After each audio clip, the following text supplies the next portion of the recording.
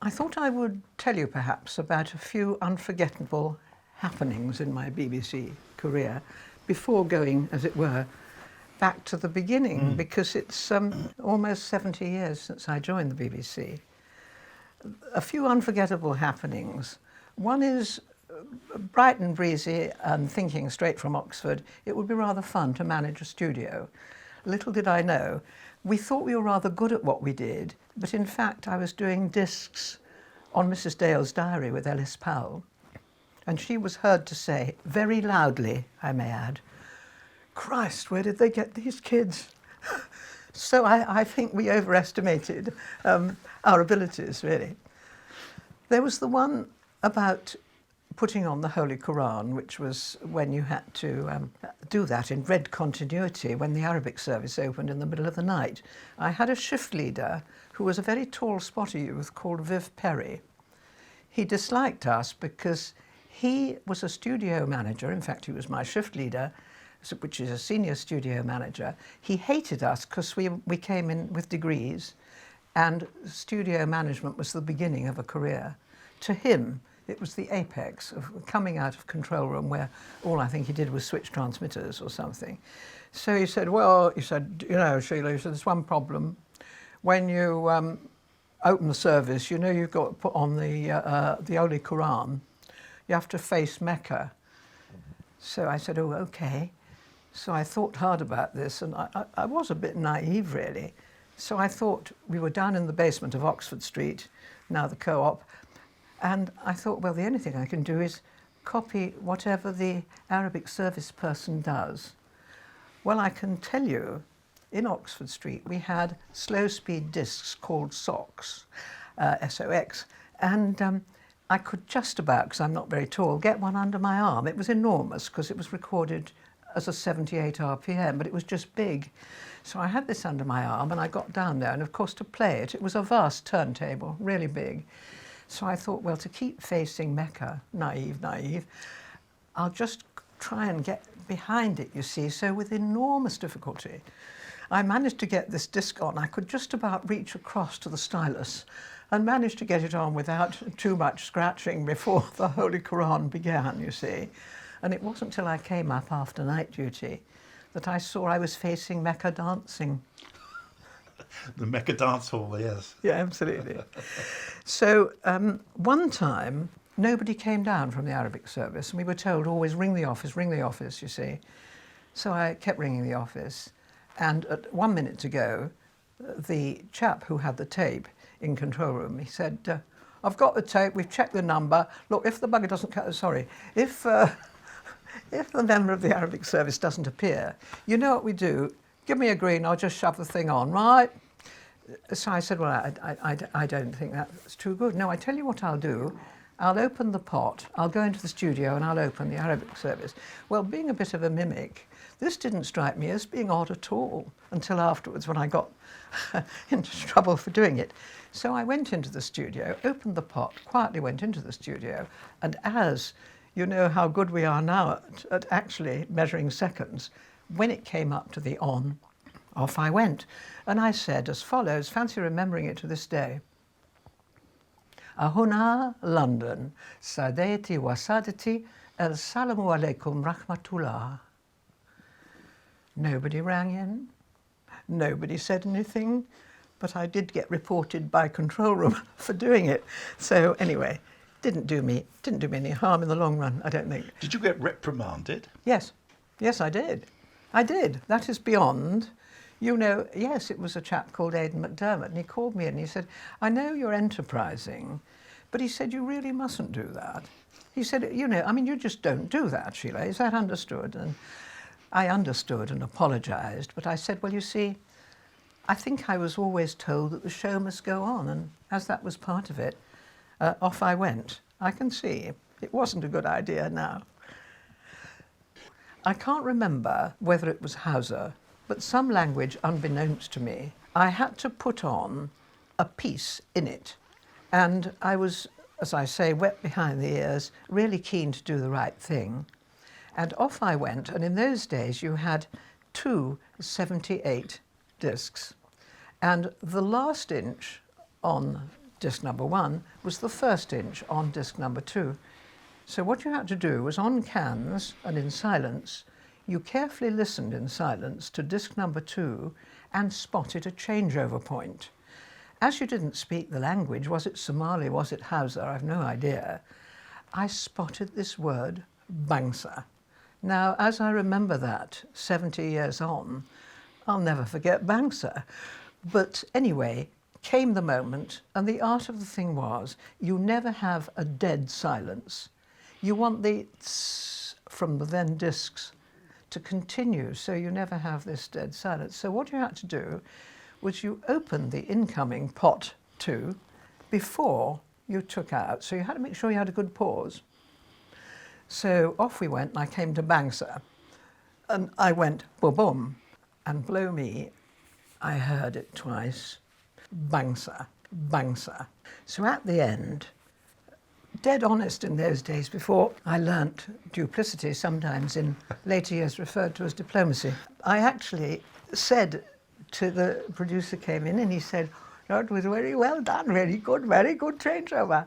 And I said, "Well, I'm awfully sorry, Mr. Who it was, but I definitely heard bangsa twice." He said, "He's good, plural of bangsa." Got away with that one.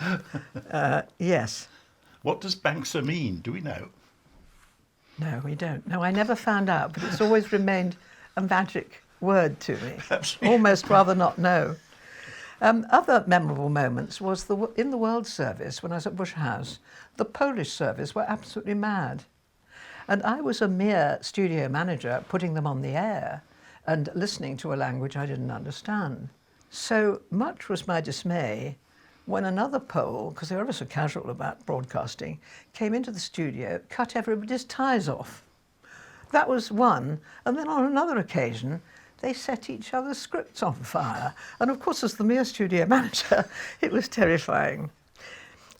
A very good moment was, well, one was I used to do a lot of night duty at Oxford Street, and I did many times see the sunrise over Oxford Circus. That was memorable, as was around 2:30 or 3 a.m. when you'd had a little rest and were going to have to start working again. I would go into the canteen and there was this marvellous early breakfast, the full works, served by Mary, who was a very large and generous lady. So where she could, if you were young and looking a bit gaunt and tired, she'd give you like 2 sausages, 2 eggs, you know, for the princely sum, all of it, of in old money, 2 and 6. Right, well, I thought I would tell you about Joyce Grenfell, who I interviewed once for the English-speaking world, of all things, because she was very popular everywhere. And we were in this small private hotel off Sloane Square, very nice, genteel hotel. And she was one of those people who smiled a lot, you know, because she was very funny. And I think she was always thinking of the next smile, and she'd put her head back slightly, smile, and close her eyes, you know. There are people who talk like that. She was very extravagant with her gestures. Yes. And what happened was I ordered tea, and the tea was just coming along, and she was telling me about, she was very proud of it, her rather aristocratic forebears. And she said, so there he was, you see, Lord Grey. Now, he was the first Governor-General of Canada. The tea was approaching by now. Do you know, he reviewed the whole of the fleet, and with impeccable timing, the tray, all the cups and everything went all over the floor, and it was a shattering experience. I interviewed John Betjeman when he was still Mr. Betjeman. He was an amazing flirt. He really loved the ladies. And he actually wrote an anthology called Summoned by Bells. And my producer, Lorna Pegram, said, well, get him in if you can, Mr. Betjeman, and talk to him about that. So we discussed what we would talk about on the interview, which would be done by David Jacobs. Fed the questions, of course. And we chatted, and he said, you know, we've met before, haven't we? So I said, I don't think so, Mr. Betjeman. He said, were you at the Savoy, you know, the dance after the Oxford and Cambridge boat race? No, I wasn't, no. I know, he said. What about the tennis at Eastbourne last year? No, I wasn't. And also, I would say, Mr. Betjeman, as a great fan of yours, I think I would remember if I'd met you. Oh, right, he said. Well, I'll have to work that one. Oh, he said, I've got it at the end. That was by the end of the day. We'd talked and talked. You are Joan Hunter Dunn. Well, as in those days, we were very polite, and if somebody did a lousy interview or a lousy contribution, really awful, we still wrote and thanked them in sort of judicious terms, trying to be diplomatic. On this occasion, it was no problem to write to John Betjeman. This was old technology, so it was telerecorded. There wasn't video in those days. So I wrote this little letter, which I still have. Dear Mr. Betjeman, many thanks. This is observing, actually, his internal rhymes and writing to him in the sort of verse that he wrote, I thought, which quite honestly is not too difficult. Many thanks for the telerecorded delight. 'Twas absurd how I purred when I heard you recite, and how flattered, how shattered, how nearly undone when you said I resembled Miss Joan Hunter Dunn. When roaming the gallery, stopwatch in hand, far from summer lawn tennis and quoits on the sand, when the roses fade fast from my cheeks lacking sun, I'll rejoice in the image of Joan Hunter Dunn. Yours sincerely, Sheila Innes. Well, I received a reply, and in my hand here is the unpublished poem that John Betjeman wrote for me and sent, it's rather sad really, from Wadebridge in Cornwall with a picture of the church where in fact he is buried. And it goes like this. My dear Sheila Innes, you are a dark mare, with your freckles and speckles and sun-coloured hair, and I'd little supposed till your verse came along, my remarks would have sparked you to burst into song. Oh, would you were here by the wind-waving shore, where the rollers are vast with their thunder and roar, though the court is all sopping from rain clouds above, we would play and you'd win, for my score would be love. Oh, isn't that lovely? That's delightful. Quite something. Now, that's a world first. It is. It's the first time it's been heard. It is, yes it is. Unpublished, but I shall keep it always. And he was such a sweetie. Well, going back some, remembering, are you sitting comfortably? Listen with mother. Uncle Mac. In those days, I reassure you that I don't speak like this, but in those days the cut glass accent was in. And some of you may remember Sylvia Peters, an early, very early newsreader on television when it first came in, and she used to say in cut glass accent, and we thought highly of her actually. And now we go over to Alexandra Palace for the news, and people spoke like that, believe it or not.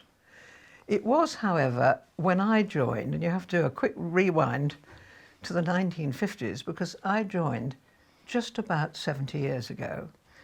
It was the golden age of broadcasting.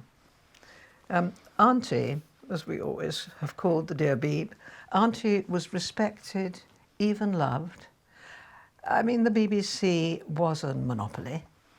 There was no ITV, no Channel 4, no satellites, no cable, no colour. And here was the BBC, well loved. And when I joined, it was quite difficult really. When I first joined, I earned 4 guineas a week, which even in the 50s you could not live on, not at all. And I would work out when I went back to my digs, is it better to spend the money on a bus fare, particularly after night duty, or if I walk, will I wear out the shoe leather? I mean, it was like that. But as some wag pointed out, used to say, oh, don't forget, A, fancy getting paid for what we do, because we loved it, and B, he said, his name was Roger, I remember, he said, we do get a free copy of Radio Times. That made up for a lot. It was a long time ago. The world was a more innocent place. I mean, you only heard the words cleavage and indeed joint if you were at the butcher's.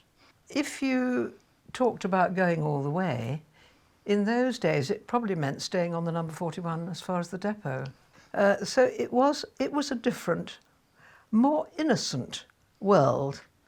However, you could not get a job at the BBC for love or money. And as I've said, it obviously wasn't the money. So When I joined, there were over 1,300 applicants, I understand, for 4 vacancies.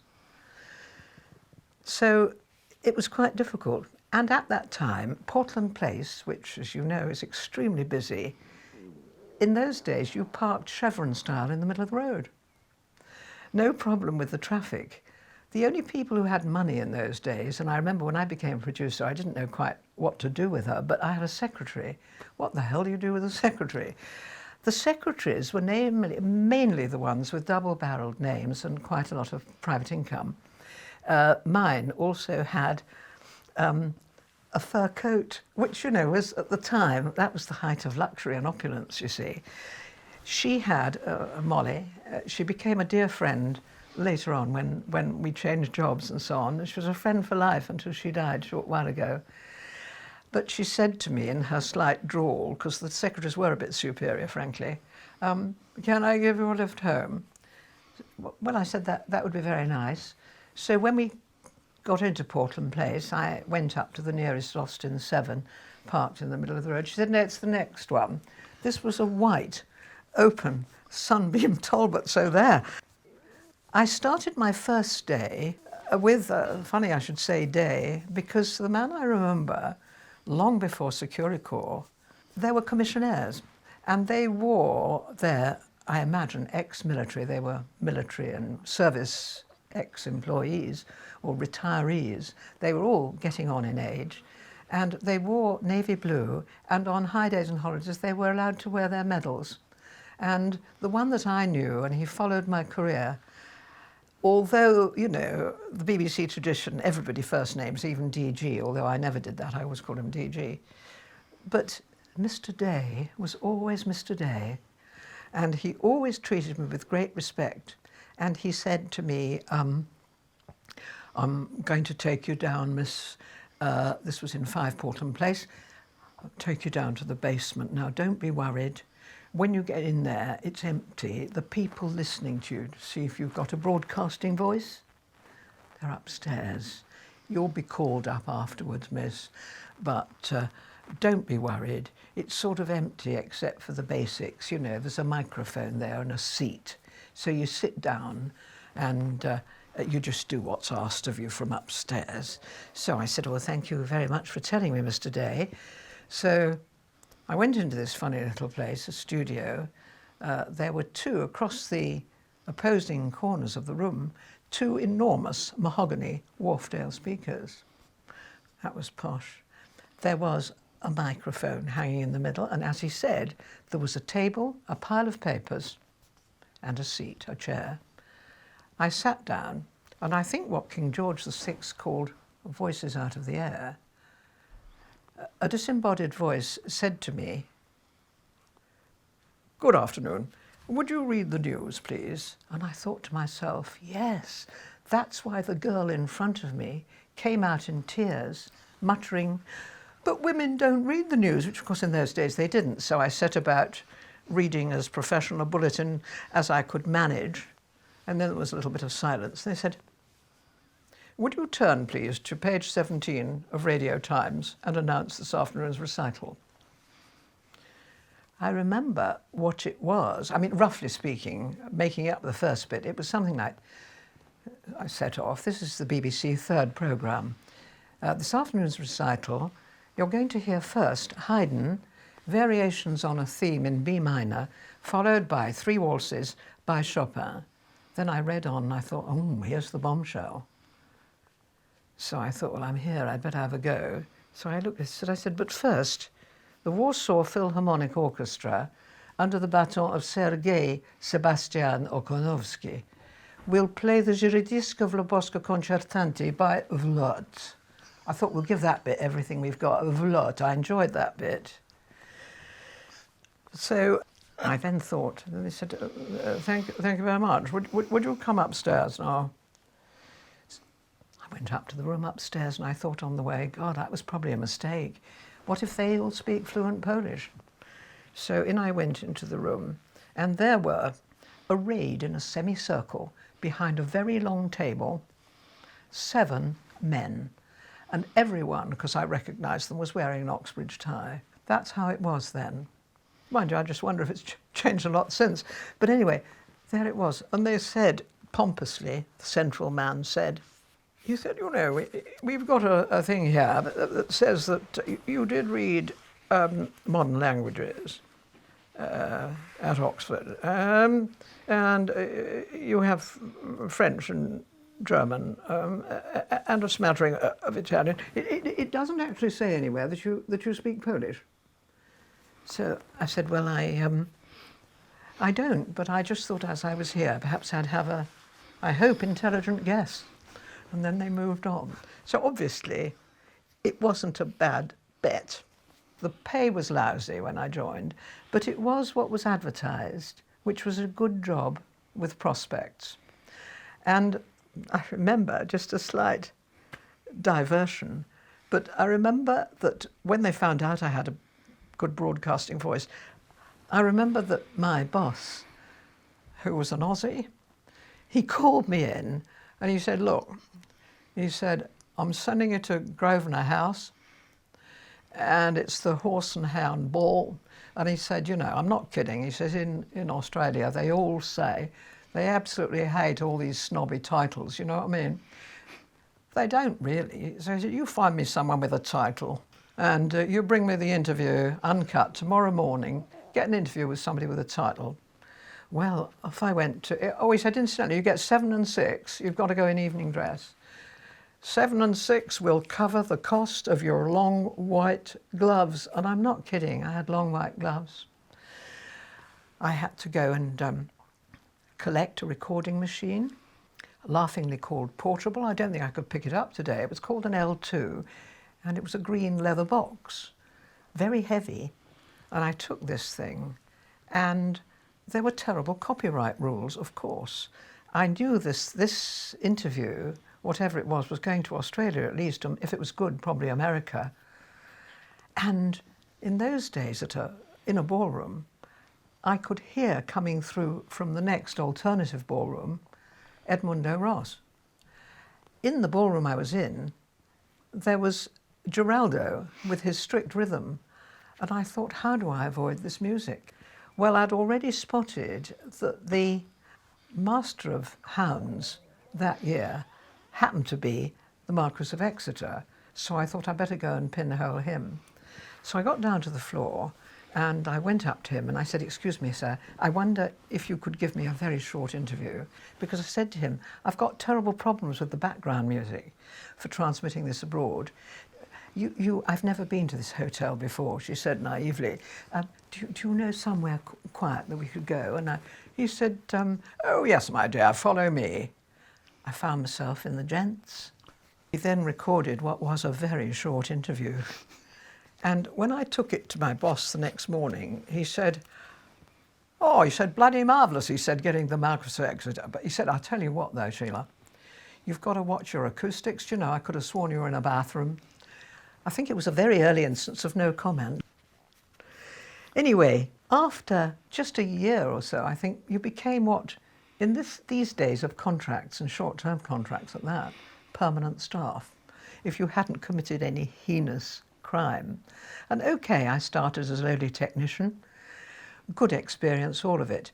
25 years later, and a long climb up the greasy pole, I did become controller of educational broadcasting via being head of various things. Also, I was very fortunate in that my BBC career took me all over the world. I went to United States several times, Canada, Hong Kong, Singapore, Thailand, and of course all of Europe, where oddly enough I felt so much more at home than anywhere on the distant overseas circuit. But before I decided which way my career would try to go, there was the possibility of, should I go down the route of voicing things and becoming a voice, well-known voice on the BBC, or try to look for something a bit more substantial, which in the end was what I decided to do. Yeah, there were some quite good one-liners on the way to where I finally got to. I learnt my trade really by being an assistant producer on Wednesday magazine, fronted by David Jacobs, and I always remember it was the favourite programme of the Queen Mum. And she came to the studio one Wednesday, because we did it live, and the senior cameraman who was on the Mole Richardson crane I think he was called Bob Pearson, and he was told, when the senior engineer comes in, you know, you must come down, you can't get below the Queen Mother's head level because she's so small, but you must come down to ground level, okay? So he knew he had to do that. Queen Mum came in, and down came the Mole Richardson, and senior engineer introduced the Queen Mum. Ma'am, this is our senior cameraman, Bob Pearson, on the Mole Richardson crane. Oh, how very interesting, said the Queen Mum. Have you been in that position long? And we said, well, before 9 this morning, ma'am. Another one was my august boss, One Beryl Radley, who I think thought she was head of department, but she wasn't. Anyway, Beryl Radley was producing a series called What Next? And it had to be on different themes. So the theme was, for afternoon programmes, What Next in Status Symbols is the one I wanted to mention. And a dreadful woman came in about this status symbols things, which I'll never forget. And David Jacobs again said to her, I think your status symbol was, were you seen with a lion cub on the lead going down Park Lane? And she said, no, that's complete rubbish. It was a cheetah and it was Bond Street. Then there was the one at Edgbaston in Birmingham before the Bullring was built. I was with Eric Thompson, he of the Magic Roundabout, lovely man. And I was doing a design programme at the time, and I said, we must go into this house. And, you know, lovely lady to interview, Mrs. Jackson. So there was Eric, and we went into this house, which was about to be pulled down, really. And he said to her, Mrs. Jackson, he said, now, here's your conservatory facing north, isn't it? And all your flowers in full bloom. Eh, she said, they're plastic. And the other one was, he said, now, Mrs. Jackson, you're a very little lady, and your hat pegs are very high up. How do you manage? Eh, she said, you jump. We like that. As a studio manager, I discovered some really quite good sounds that if you scrunch a matchbox at a particular distance from this mic, you can almost turn around and see the avalanche coming down at you. Oh, I loved that. Then there were dried peas in an aluminium tub. I doubt if I could lift the tub today, but you just swayed with that tub from side to side, and all these peas rolled about, didn't they? Dried peas. You were almost seasick. You could see the size of the waves. And I'll never forget that, because I thought the wonders of sound. It's a magical medium. There was one amusing thing, that the Langham Hotel, still there, now a very nice hotel, but behind the lifts, which incidentally still have their beautiful, beautiful marquetry panelling, behind there were two chaps, Bob and Bill, and they did spot effects. And when I was a studio manager, I had to go to a rehearsal at Aeolian Hall, and although they wouldn't let me do it on the show because I was still learning, they said, you can go and get the spot effects. So it was very funny because, of course, it was eons before mobile phones, but I went into spot effects and I said, you know, I'm Sheila, and I've been told to pick up the spot effects, and I gather I have to take a telephone to Aeolian with me, and this, that, and the other. So he said, well, look, love, we'll go down to Aeolian. We like to see, you know, we help them deploy it and all of that. We'll take the phones, and we'll take these clappers and this, that, and the other, and we'll go on the tube. No need to get a cab. So we went on the tube, and of course, as I say, long before mobiles, they arranged it so that suddenly the phone in its box went off. And it went brrr, brrr, brrr, brrr. He leans down, to the astonishment of everybody on the tube, who are normally just eyes up looking at the adverts. And they were all looking astonished. And he reaches down, he picks up his phone and he says, "Hello? Yeah, it's for you, Bob." Now, as I knew I had a good recording voice, I decided, yes, I think I'll get in with the big guns, because I went down to, I'd listened several times to Richard Dimbleby, so I went down on my day off to the changing of the guard at Whitehall. And it was brilliant. On my day off, I thought, yes, they come through the arch with the sound of the bell at precisely 11 o'clock. So I went and got a laughingly called portable recorder, and on my day off I went down there, and duly, just as the bell was chiming, they were coming through the arch, and I was, having done the research, I hoped, like Richard Dimbleby, I was able to say, "And here they come, the household cavalry, for the changing of the guard. It's a beautiful spring morning, and their white plumes are bobbing in the wind, their cuirasses shining in the sun, and they're led out by Captain Jarvis Drummond on a dappled grey called Valiant." Well, I mean, you know, what did I do with it? It was rather a good recording, I thought. I didn't take it to my line manager, oh no. I took it to the head of outside broadcasts, who rejoiced in the name of Anthony de Lobinière, or Lobby to his friends, but I wasn't a friend, so he was Mr. Lobinière to me. So I went in there and I said, "I thought you might like to hear this," because the confidence of youth, I'm afraid it's all gone now, but well, most of it, the confidence of youth is unbounded. So I went into Lobby, Mr. Lobinière, and I said, "I thought you might like to hear this." So there in his office, he plays it, and he says, pompous fellow actually, he says, "I think that's bloody marvellous. Well, look, I tell you what, Audrey Russell retires next year," which dates it. "Audrey Russell retires next year. I shall put you down as a commentator on royal weddings." Ho, ho, ho. In the meantime, because I thought, oh, well, I can do that then. In the meantime, Cliff Mitchellmore, whose wife, Jean Metcalfe, was expecting Guy, he wanted somebody to be the other part of Two-Way Family Favourites. So I thought, well, I think I could do that. So I went to see Cliff and I said, I'd quite like to have a go at this. So he said, "Well, I'll go into one studio, which was 3A in Broadcasting House. I will be in Hamburg. And you stay here, and you're at the London end. And all you have to do is invent something a bit daft. Just do a bit of chatter. I'll be coming to the end of my disc. You'll get a green light, and then just make something up while I get up there, right?" So I did. And so he said, so here is the request, blah, blah. And then it came, the green light came on, and I said, "Hello, I'm calling somebody called Tommy in the Falkland Islands. I think you live at Goose Green. And Tommy, you were disappointed because at Christmas you were looking forward very much to a particular present, and unfortunately, Father Christmas didn't bring it. I've got some good news for you, and I'll give you a clue. Here it comes.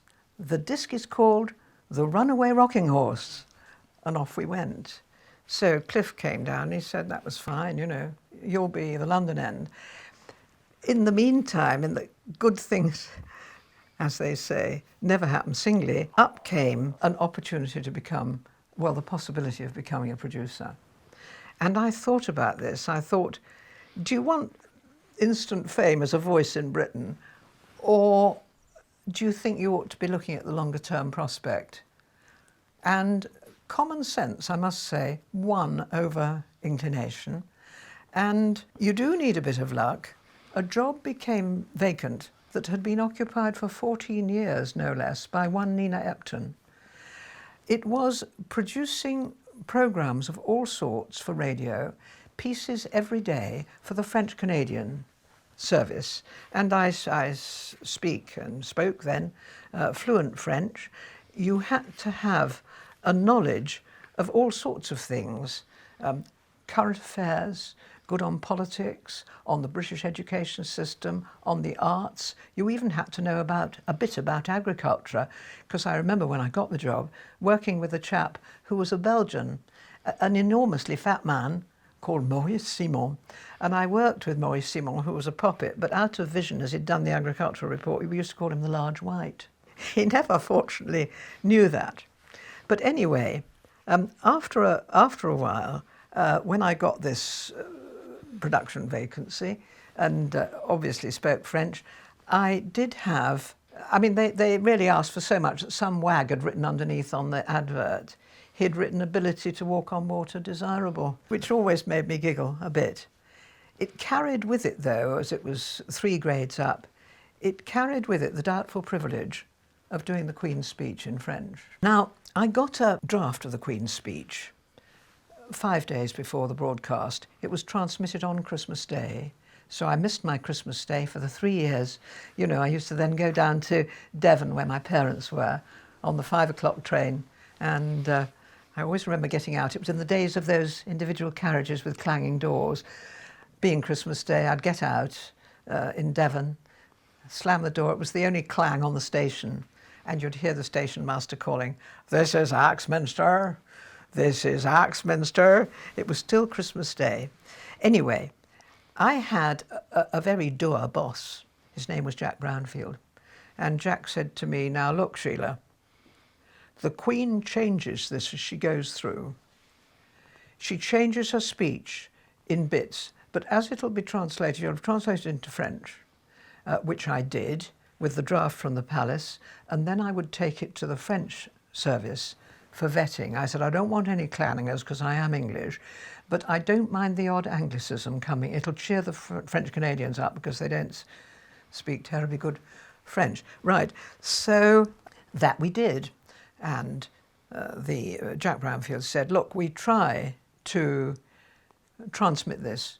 Immediately the Queen has finished, there will be a pause, 2 verses of the national anthem, during which you make your alterations. But bear in mind, Sheila, if you make an alteration in French, I understand it may come home to roost at the end of the paragraph." And I said, "That is so." So he said, "We'll have a signal. Keep your eye on me. If at any stage you do that, we've got what was then the transatlantic cable open till 5. We can transmit later and get the Canadians to know." But being me, I thought, I'll bloody well get it right, won't I? You see. So came the time, and there I was with my notes. And he said, Jack said to me, "There are just 3 criteria, and these are golden rules, Sheila. You must give me the thumbs down if you're unsure, because you must never, ever broadcast a word that the Queen hasn't said. You must never leave out a word that she has said. And you must run, if Her Majesty runs 8 minutes 10, so do you." Well, I started to say, "But Jack, French is a much faster..." "I don't need your views, Sheila. I've given you what the rules are. And if she speaks for 8 minutes 30, so do you. Keep your eye on me, and you will probably see me telling you to slow down. That is what I will do, my arms up and down, hands open, for you to slow down. I won't have to speed you up. I know that." "Yes, Jack." "Right." So on she comes, and I make my little mini observations in the margin, and then I'm on, having heard Her Majesty. And she was saying, you know, the usual sort of thing, which was kind of, "As I speak to you today, from my home at Sandringham, surrounded by members of my family, I think of all of you who are less fortunate and are not able, for reasons beyond your control, to be with those you hold most dear." Okay. On I went, looked up from time to time, because once we'd had the 2 verses, I'd finished my alterations. Jack was continually slowing me down. Well, in French, the slower you go, the higher your voice goes. It's just that sort of a language. So I was sort of slowing down, and gradually, being a bit of a mimic as well, the voice was going up a bit. And at the end, I looked up, and Jack was, being unlike his usual dour self, he was smothering a giggle. So I looked up, and I nervously walked towards the cubicle at the back, and I said to him, "Jack, was that all right?" He said it was bloody marvellous, but he said, by the time you got to the bottom of page 2, I thought you sounded extremely pleased with your recent coronation and delighted to have a Commonwealth. However, came the time when I was told by our French representative, who was Charles Curran, who was the BBC's representative, later Director General, as you know, I was told, you must go and meet your audience. You will go to French Canada. So I thought, oh, OK. And so I went for a briefing to the guy who had recently come home, a rather entre-nous pompous fellow called Gordon Winter. And I went to see him, and I said, I'd like a briefing, you know, about what I should see when I go to French Canada. Well, he said, you know, you'll love Montreal. Must go to Montreal. Marvellous cosmopolitan city. You'll have to pop into Ottawa. That is a village with a parliament. And Quebec you'll love, but of course the highlight of Quebec you won't be able to see. Oh, why is that? My dear, it's a place called the Garrison Club and they don't accept women. Right. So off I went, as they say, and I got to, he was absolutely right about Ottawa, he was right about Montreal, which I loved, and then I arrived in Quebec. And on the second evening, because I was feted everywhere and met the Prime Minister and everything, and on the second evening I went to a cocktail party, which was, I was wearing, I remember it well, a dress that I'd borrowed from my mum because I didn't possess a cocktail dress. So Mum lent me a lovely velvet cocktail dress. And I was just there when I noticed a man come in who to me was terribly old. He was about 50. And he was wearing what we used to call a bottom freezer. You know, he was in his military dress and wearing a row of medals. And I made my way towards him, and he said to me, may I introduce myself? I am Brigadier Bérard, and how are they treating you, young lady? And I said, I'm being very well treated, and I met your Prime Minister yesterday. But I said, I gather the highlight of Quebec is the Garrison Club, where ladies are not allowed. So he said to me, where are you staying? So I said, Windsor Court. He said, if you're ready tomorrow evening, are you doing anything? No. The staff car with myself in it will arrive at 7 o'clock at your hotel. I'll take you to the Garrison Club. Would that be nice? I said it would be absolutely marvellous. So there we were. And at 7 o'clock on the following evening, I was looking most attractive I could in Mum's cocktail dress and high heels. And along comes the staff car. And I get into it, and I thought the Brigadier looked pretty smashing, actually. And there we were, and we went up the 17th and 18th century, lovely little narrow streets of Quebec, right to the top. And Quebec is dominated, as you know, by what is now a huge hotel called the Chateau Frontenac, with a green roof, tiled roof. And up we went. And through these lovely little quaint houses and streets, right up to the top. And then along the top, through several arches, and lined with totally archaic cannons facing out to sea, we went along to the Garrison Club, and there I was not only wined, but dined by the Brigadier, safely delivered back to my hotel. And I think it's probably one of the few bitchy things I've ever done. The next day I sent a postcard, didn't I, to Gordon Winter. Made it to the Garrison Club. You're absolutely right. More when we meet. But there was something that I wanted to mention to you, and that was I did do documentaries in English for North America, and although it was radio, it is quite interesting. The latest fashion was to have no narrator. So that was interesting because you had to carry the whole thing on sounds. So it was a series called Portraits of Cities. And the one I chose to do was Winchester. So you set up the atmosphere with the church bell. I always remember that. Just the sound of the bell. And then I went into the close, cathedral close, and there was the sound of somebody doing piano practice. And it sort of set the atmosphere of Winchester. And then I have to say that in order to complete it, I saw a very Winchester-looking lady. I followed her around for a couple of days while doing my recce, to tea room after tea room. And on the third day she was in this tea room, she looked very, very ladylike. And I went up to her and I said,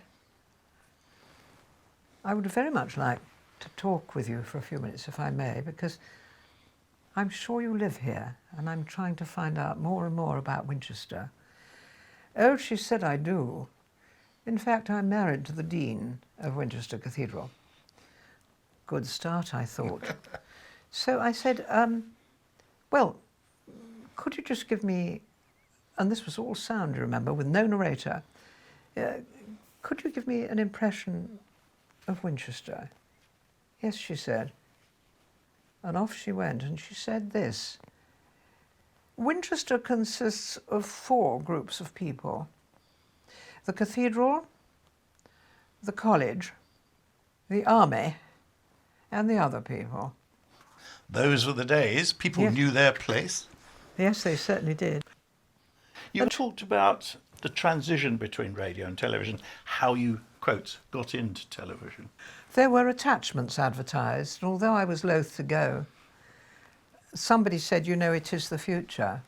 And although I didn't want to believe that, because it was interesting that I once interviewed this child who said, no, we haven't got a telly, that one. And she said, no, we don't have a telly. She said, we just have the wireless because all the pictures are in colour. But I was persuaded it was the medium of the future, so I was told to apply for an attachment, which I did. And so just into the 60s, I went across and worked on Wednesday magazine to my producer, Lorna Pegram, and one Dick Francis, Sir Richard Francis, as he became at the British Council. But Dick was my immediate boss. And I always remember, he said, you know, you've got all these cameras and everything, and okay, I know you've got the floor plan and everything. I was going to Devon for the weekend, and I knew I had to get back for the rehearsal to Lime Grove. Suddenly snow came down.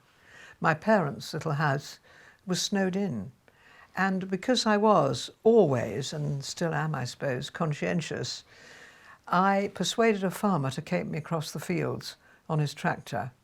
And I got to Seaton Junction, and I had to do 3 trains to get to London.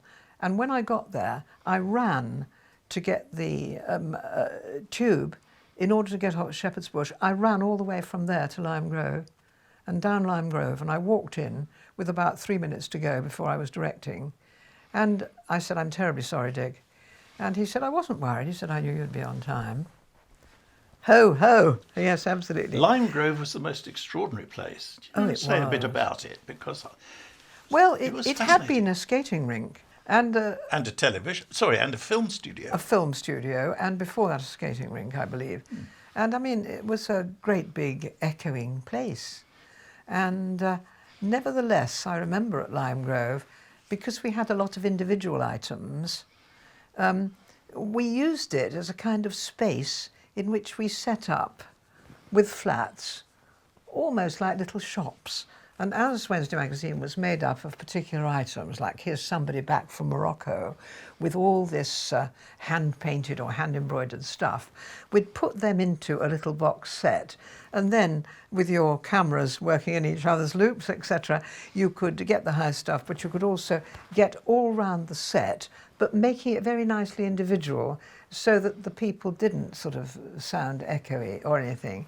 And I always remember the first time I directed, Wednesday magazine was in those days 29.5 minutes, so-called half-hour show.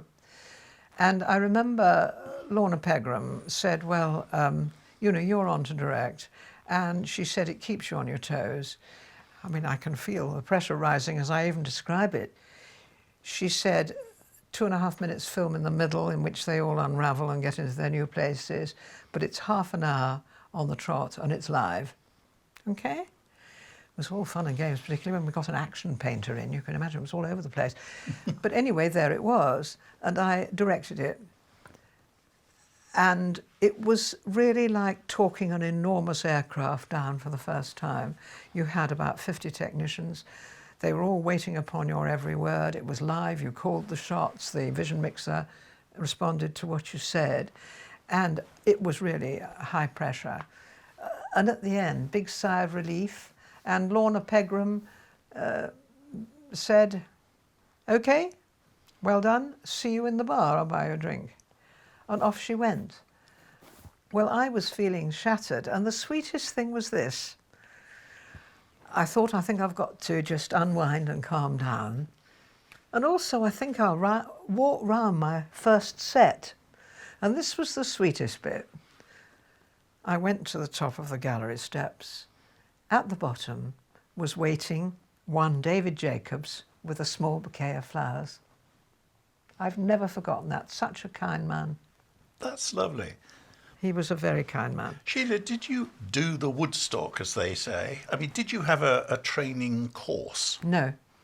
So you just thrown into the deep end? Oh, I never got trained really, except in the very beginning. As I say, there was this Scot called John Borwick, but he was telling us really about the properties of sound. For radio, yes. For radio. For television, nothing? No, nothing, no. But apparently I was described as a natural director. You know, I was, I suppose, really, as one who lives on her nerves, really. I mean, I was very quick at it, and that was really what happened. Well, when I moved to television in the mid-60s, I was very fortunate. I directed the colour trials for the BBC. There was a choice of which system we would use. There was the NTSC, that was the American system. There was CCAM, the French one.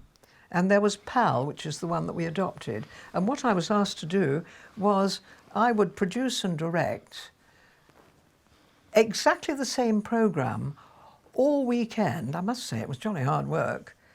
The same programme, different systems of transmission. And it was a very good test. The thing that was most difficult to match up on any two colour cameras really was the colour red. But anyway, I brought in the items that I chose. One was a selection of beautiful modern jewellery. And of course in colour then, and with big cameras, it was lovely. You could get sharp focused jewellery and the whole of the background was soft and it looked marvellous. I then got in an Australian artist with his canvases, which all but went on fire because the lights were so bright, called Sidney Nolan. And I must say, those hard-boiled technicians were gasping at the results. Sidney Nolan's canvases, and although they were practically on fire, I know his terrible wife, who accompanied him everywhere, said to me, she said, "Well, I've got to hand it to you." She said, "That's the best lit exhibition of Sidney's work I've ever seen," but she didn't know they were almost going on fire. Even the test card came to life. So there we were, and I then put also on a fashion show so that you would see, I got 6 models, and we put on gradations of colour of fruits from pale green to deepest orange. And all these girls in these fancy dresses. And all I can say is it was a knockout, and out of that it went to Board of Governors and everything. And PAL was chosen as the system that we would use. Hot lights. There were hot lights when colour first came in. I mean, appalling. And I must take it off to her, my hat off to her. Fanny Craddock is the name. We had to do our cookery programme in colour, in Bristol. She was doing, there were a series, and this was called Soups and the Stock Pot. And I would have to go down and rehearse with the floor plan, which was her camera, right down to Blackheath. And I'd sit there, and it's funny really, because at one stage I was sitting there at the head of the table and Johnny would always join us and Fanny the other side, and I suddenly felt a hand on my knee and I wasn't sure which of them it was. Anyway, that's beside the point. So here we were, Soups and the Stock Pot, and Fanny said, I will be taking all my ingredients down.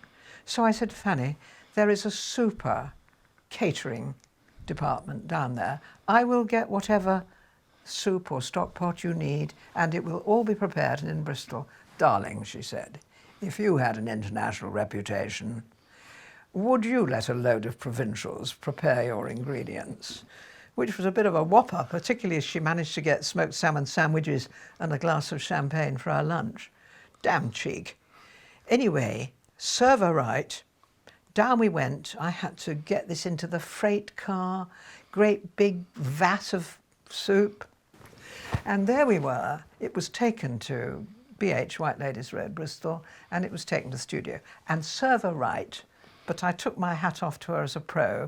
She already had, I thought, a slight cast in one eye.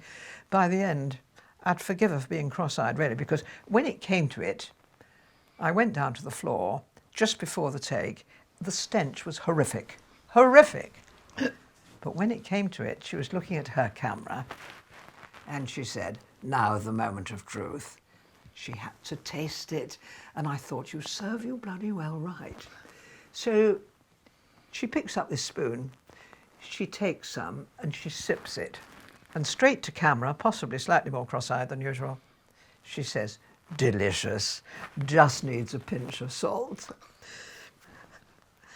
That was quite good. Did I tell no, I don't think I ever told you that, about the offer I got from Desmond Wilcox. It's a perfectly decent one. I was hoping to introduce all the elements of a language course so that teachers could use it well. And there were a lot of elements. How did you put those together? Was radio, which my opposite number when I was an executive producer was called Edith Bear in radio, and she used to say, you know, you always get the jolly bits on television. And I said, quite honestly, Edith, it's called media taxonomy, and you allocate each element to what it does best. And I'm afraid radio is marvellous at presenting a perfect model of language which I can now reproduce over and over again if I want to. It's the principle of language laboratories, etc. She said, you've got all the best bits. But it was about that, you know, making each bit of the package do well. Anyway, came the day when I was expecting a man called Professor Peter Strevens from Essex, who had done an awful lot in the course. And then there was John Trim from Trinity Hall, Cambridge, who had also done a lot in the course. I don't know why there was some sort of flu or colds or whatever it was, but I wanted, at the start of the academic year, I wanted to get these people together to explain. Now, this is the element of the course that I designed, which is designed to do this and this. Whether you go to that first or to Peter's depends on you and your background, blah, blah, blah. Anyway, came the day, and we had a recording booked, we had a studio booked. They were ill. So I thought, what do I do? The only person who knew all the elements of the course and what they did, and I'd be the first to say, it wasn't ideal. I said, well, I suppose I do it. And so I wrote the bits. And, I did have a couple of interviews in who were a bit crucial, Richard Freeman and somebody else. And because I knew what would happen, I would forget their names when I got to the table. You know how you get blanks. So the only props I had were their names written down, so that facing me, so that I knew which one I was going to address first, you see. So came the day and I had to do this. And we started and I walked down the studio to camera, talking. I didn't find it at all difficult, because it's a bit like you imagine. Oh, this was television. Yes. Yes. And you imagine you're there. The camera is David. I'm talking to David. I was just talking to one person. Didn't bother me two hoots. The next week at Programme Review Board, Desmond Wilcox says to me, I saw your programme on Sunday morning. God knows why I was looking in. He said, you were rather good. I'm going to offer you an attachment. He said, you can do it to camera. You can do it. And I thought, yes, I suppose I can. But I turned it down for the simple reason I'd just become head of department. I I really knew that I had to give my whole attention to that, you know. Yeah. Do you want to say something about the hierarchy of the BBC? Did it feel hierarchical? Did the pyramid feel steep or did it feel shallow? It depends at what level one was. I think in the beginning it was unknown steep, but later on, particularly with getting friendly with the governors, I felt I had, in the defence of educational broadcasting, to get in with the channel controllers, which I did. I do remember one amusing remark by Brian Wenham, who was quite funny. And of course I had to have, as head of department, I had to have routines with the channel controllers. And I always remember Brian Wenham was always a kick in the tail. And I had one producer, Terry Doyle, sadly no longer with us. Terry was very talented at languages. And Terry produced a series that gave you the illusion of being able to speak French when you couldn't actually. It was called Téléjournal, and it took all the French newspapers, and for the first transmission, it gave you the English translation. And then you were asked to look, if you wanted to learn, at the second translation, at the second one with no translation. So you came to understand, partly because the news was already familiar. You knew the news, you had the illusion of understanding. Went to see Brian Wenham at one of my routines, and he said, I have to tell you, he said, this is a compliment. I love Téléjournal.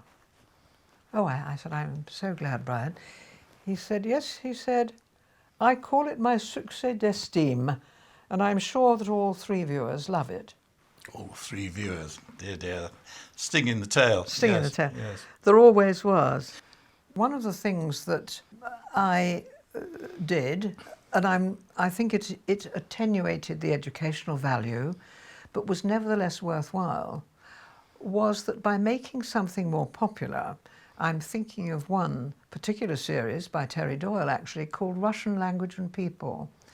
And it did have within it bits of Russian. I mean, to this day, I remember a sequence which Terry devised. It wasn't the day he was allowed to film the Kremlin, but from this swimming pool where the heated water, the steam was rising in the intense cold, and in the background was the Kremlin, shining gold. It was a wonderful shot.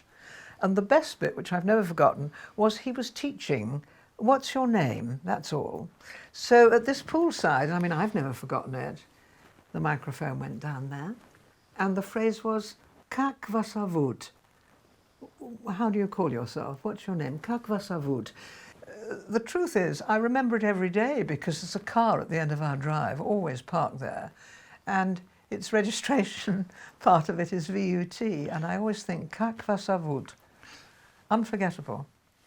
That was interesting because when I say possibly attenuated the educational value, I felt that if you made it kind of popular, delightful to look at, not too heavily, it was educative, but it wasn't, strictly speaking, dull, boring, you know, hammering it home, as it were. And I got popular slots. So I persuaded a channel controller, I remember Alan Hart was one, I said, I'm after, and we got it for adult literacy as well, I'm after the 6:30 on Sundays. And we got even 6 o'clock on one occasion. So it seemed to me worth it to get noticed. Now, I shall never know whether that was the right decision or not. We certainly got noticed. But it was also, possibly because it had guaranteed slots and everything else, slightly resented by the rest of the service. Oh, yes. Oh, yes. Definitely. Education, you know, was never popular, and that was the reason, really, that I got the whole of the Board of Governors on side, including the chairman. Yes, we needed protection, David. There's no question about that. It was not popular. It didn't bring in... I mean, the ratings game was on. The BBC should never really have fallen for that. And I did say once, on one occasion, they said I was interviewed for Controller BBC 2, which was unheard of in those days for a woman. You can imagine it. And I was interviewed, and when they were talking about what changes would you make, I said, because we're serving the public, I would not put Panorama opposite World in Action. When I became controller in 1985, it was, Alistair Milne, then Director General, rang me up and he said, look, he said, even the bloody Japanese want a woman to go to Japan. He said, I think it's crazy. He said, you would be president of the international jury of 19 nations. You'd have to arrange an awful lot of things, the social programme, chair meetings, chair all the plenaries, and so on. What do you think? So I said, yes, indeed. Well, I went to Japan and I had to be made an honorary man because the Japanese couldn't bear it to have a woman in charge. So when I was given by them something called a yukata, I now use it as a summer dressing gown. It's a long striped cotton affair. It says in it made in China, actually. And I insisted on having the male sash. I said, if I'm an honorary gentleman, I'm going to have the honorary belt. So I got it. While I was there, I met the Crown Prince and Princess, who became the Emperor Hirohito. And when I did meet the Empress Hirohito, she was a very smart, beautiful-looking, tiny lady. And, we all bowed to the Emperor and the Empress, of course. And, as I say, very small, almost unisex-looking, wearing to perfection a tiny scarlet pillbox hat and a beautifully tailored, very tiny scarlet coat. And I had decided, and went to Bush House to do it, but I knew I would be showered with gifts, mainly cameras, all night at the time, and that I had to make a closing speech. So what I hadn't realised until I inquired into it, I thought I would give a bit of my speech in Japanese. So I went down to Bush House, and what I didn't know is that women speak a different form of Japanese from men. So I got a woman, a speaker, in the Japanese section, and I said, this is what I want to say, I'll tell you in English. Could you translate it for me? And then if you put it onto, we had these little portable recorders. If we put it onto that, I will rehearse it on the plane journey, which was hellishly long. So she did, and I said, could we end it, please? I'd like to say this thing and how much I've enjoyed it, and wonderful hospitality. And then I would like to say, that is all I can say in your beautiful language, and then revert to English. So we did all that, and I took it on the plane, and I rehearsed, and being a good mimic, apparently it was almost accentless. So I rehearsed this, but after a while I thought, when I've been in all these meetings where they've tried to pick the brains of the BBC, because I took endless programmes to show them and talked about the backup and how we linked up with colleges and schools and so on, I thought, if I speak impeccable Japanese, when they went into the corners muttering, they may have been talking about me, they'll think I understand, you see. So I had to be really wary of that. So I did it with a bit of hesitancy when I got up to do it. But at the end, this beautifully dressed little lady, as I bowed to them, and she came down and she said to me, "Congratulations, my dear. Where did you learn your impeccable Japanese?" She'd been to a finishing school in England. In England, yes. That's right. So that was good. I thought it was worth perhaps saying a word about the tremendous variety of hotels I was in. I once did a programme called Advances in Language Teaching. It was very worthy. It was a teacher-directed series, and I had to go down to where there was the best primary school teaching. They would be teaching cohorts of children, as they called them, how to become bilingual in French. It was tragic, really, because when they went on to secondary school, they were hopeless at reading and writing, but they could speak it. In fact, I met one child who had no accent. I said, "You've got a bright one there," to the teacher, who was bilingual. And she said, no, she's ESN, really. She's just got a very good ear. So I thought, well, so much for being good at languages. Anyway, I went to Ebervale, where there was some very good teaching going on, and French in primary schools. But I was put up in what was called the County Hotel in Ebervale. honestly, it was so cold. The restaurant was shut when I arrived at 6, and they said, all we could do, would you like a ham sandwich? So after this long journey, I had a ham sandwich, and it was the middle of the evening. In my room, there was ice on the inside of the panes, and it was absolutely freezing cold. Wind coming in through there. As a contrast to that, when later I stayed in a hotel in Hong Kong called the Peninsula, it was absolutely fabulous. I had a completely white suite with harbour views. I could watch the junks crossing and the Star Ferry going to and fro. And in the morning, my breakfast had to be seen to be believed. You had a waiter, again all in white, knocking at the door and bringing in a white trolley with the grapefruit, pink grapefruit, which I was able to eat in those days, all taken out and put over ice, warmed croissant, warm things to choose from, eggs if you wanted it, not if you didn't. And wherever you stepped out in the Peninsula Hotel, and as soon as you were leaving your room, you saw somebody at the end just hiding round the corner, bringing yet more towels. And I thought to myself, particularly when I was taken by somebody, we had a programme organiser in Britain called Jack Rich at the BBC, and he said to me, I'll introduce you to some doctor friends of mine. And if you can imagine it, I went to their house in Hong Kong, I got in touch with them, and she said to me, come out. It was the only house I ever saw in and around Hong Kong with a garden. I mean, they were so fabulously rich. She said, I'll take you to the Hong Kong club, which she did. And she said, just to identify me, I will be wearing a pale blue trouser suit and driving a pale blue Mercedes. Need I say more? She got out, we went into the Hong Kong club, and this is what I mean about how to keep full employment. We were served, a waiter came round with the rolls, and I was about to take one when she made the no, no, no signal. You're about to commit a blunder, so I withdrew my hand. You just point to your roll, and the next servant serves it to you. I thought, no wonder they've got full employment in Hong Kong. I found that absolutely amazing, but it was quite nice to, particularly after Ebbw Vale, to be treated as royalty, really. So those were the extremes of hotels. So well, did you say something about being a woman in the BBC at that time?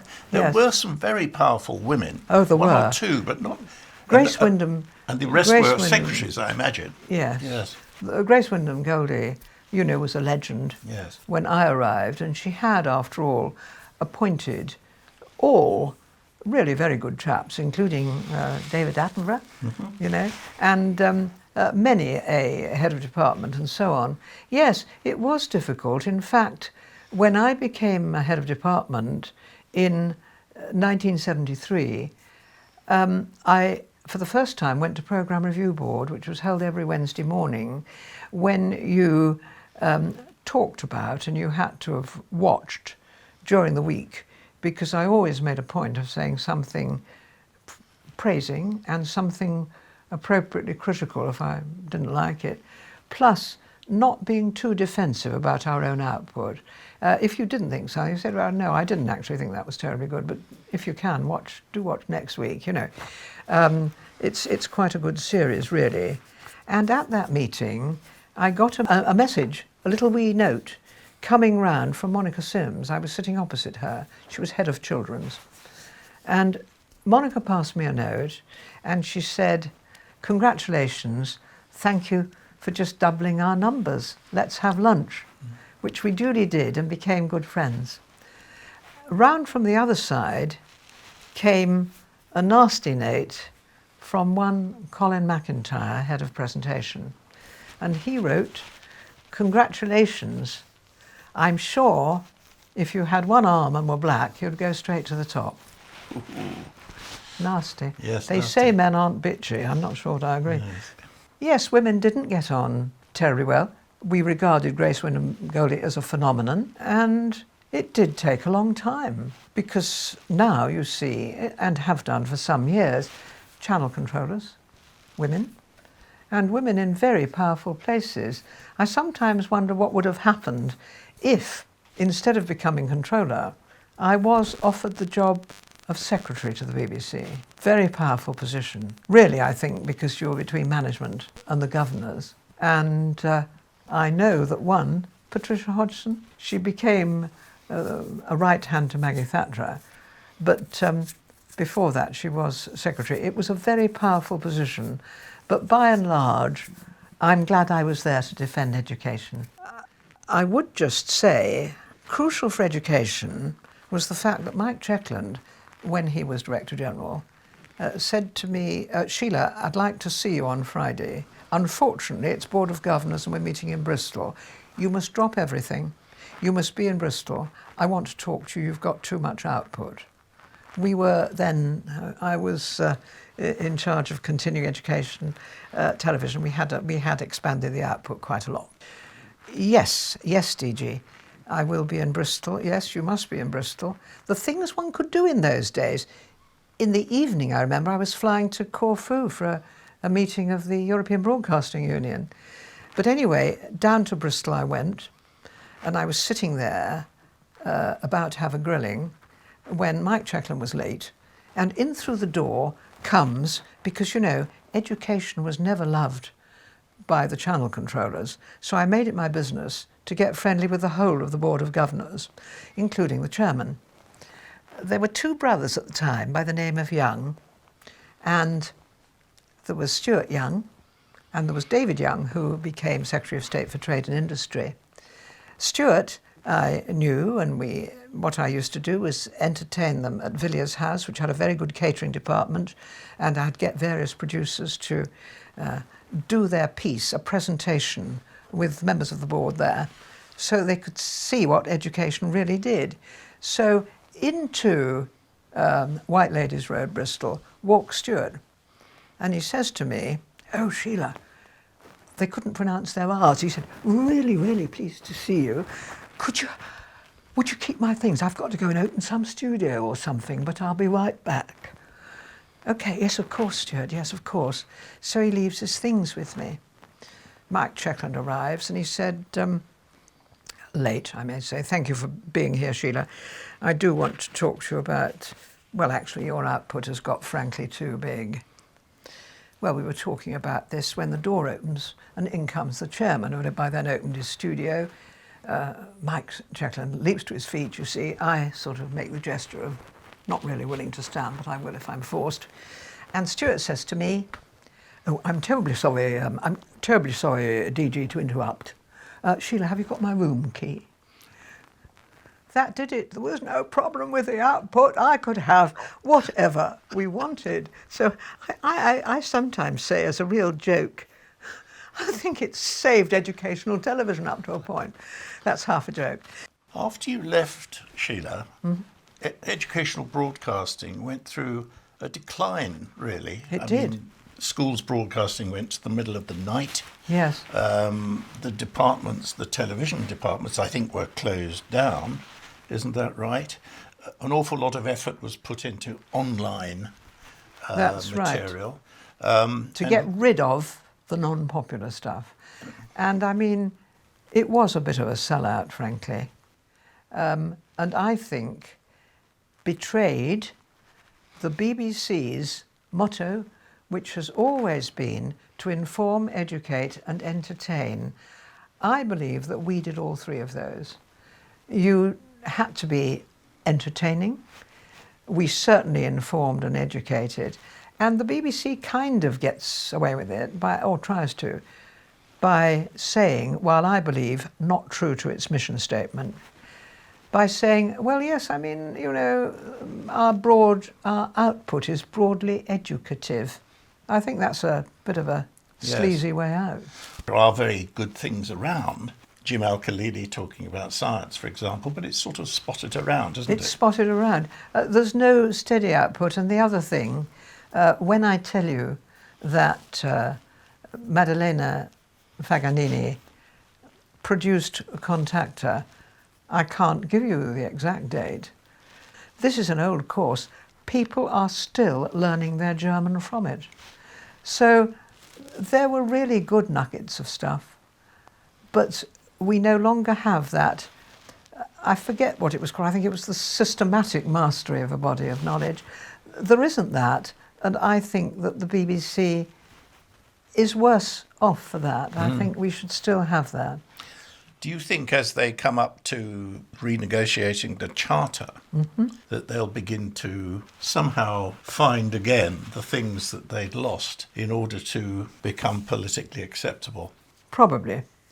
But I think it'll be peripheral, and then it'll all go again if, and I think it's quite an if they get the charter.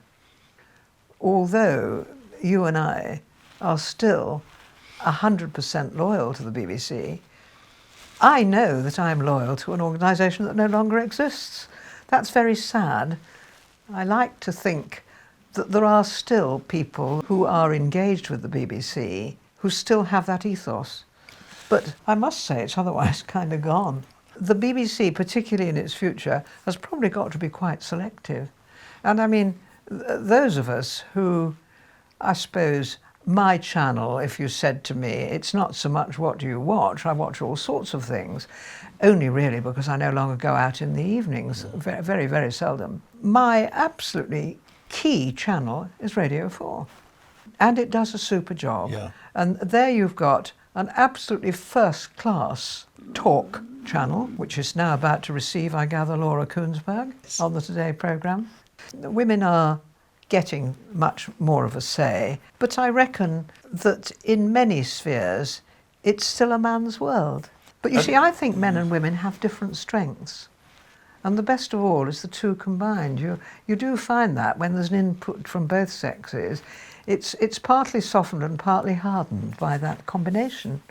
I'm a profound believer in that. I don't think it should be all one or the other. Well, thank you very much, Sheila, for giving us these wonderful anecdotes from your career in the BBC. Thank you.